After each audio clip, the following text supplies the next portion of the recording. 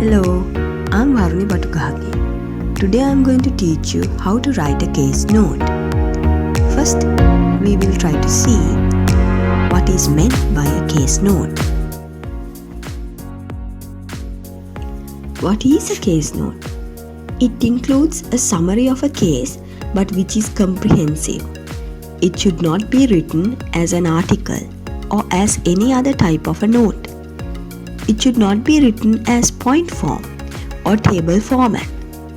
There must be very clear paragraphs, should include which judge stated it and the paragraph number which it was mentioned in the judgment.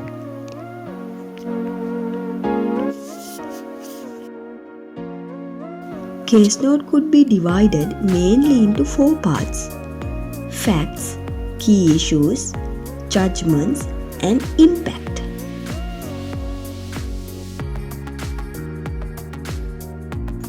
We will see what need to be included in a case note. Actually, there is no hard and fast rule as to what should be included in a case note.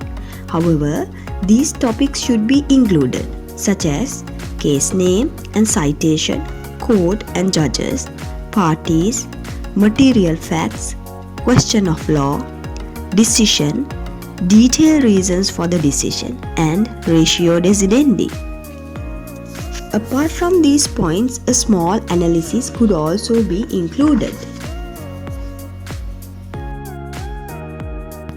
Case name and citation could be found from the first page. Citation number has a meaning.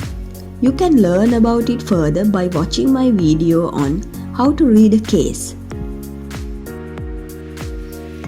Court, judges, and parties also can be found in the first page of the judgment. Sometimes it can be a case which was taken before a panel of judges. Therefore, there will be more than one judge. Parties are the names of plaintiff and defendant. In judicial review cases, there can be interested parties too. They are not the main parties of the case, but the decision of this case will be helpful for these parties too. Material facts, key facts, is one of the main part in the case note. Material facts are different from mere facts. Facts means whatever which has happened in the case, but material facts are the most important facts which have become vitally important to arrive at the decision. Example, if we consider the Carlyle against Carbolic Smokeball Company case, name of the newspaper or the amount of the reward is not material. What is material is that there was an advertisement and a reward of some amount was given. Questions of law means the issues of the case. This means the legal questions which need to be resolved. In this case, it is essential to understand the difference between questions of law and questions of facts. Next is the decision and detailed reasons for the decision. Under this part, you will need to explain clearly how judges reached at their decision. You must analyze and explain the use of precedent and statutes which has been used by judges to arrive at the decision. If the decision is a concurrent or dissenting judgment, it is necessary for you to understand the difference of opinion amongst the judges. Ratio decidendi.